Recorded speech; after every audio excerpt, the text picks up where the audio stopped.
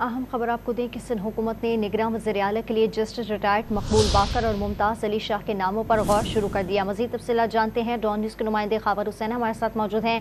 जी खावर, मज़ीद क्या तफसीलात आ रही हैं?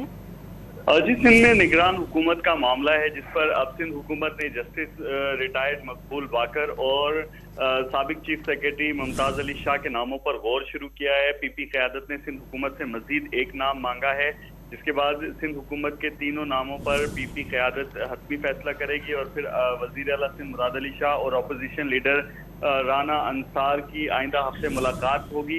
मुलाकात में राना अंसार अपोजिशन की जानिब से निगरान वज़ीर आला के नाम पेश करेंगी, जबकि वज़ीर आला और अपोजिशन लीडर में असम्बली खत्म होने के 3 रोज में इत्तफाक ना हुआ तो मामला इलेक्शन कमीशन में जाएगा और इलेक्शन कमीशन के तजवीज़ करदा नामों में से 4 रोज के अंदर निगरान वज़ीर आला के तकर्रुर का ऐलान कर दिया जाएगा। बहुत शुक्रिया आपका खावर हुसैन।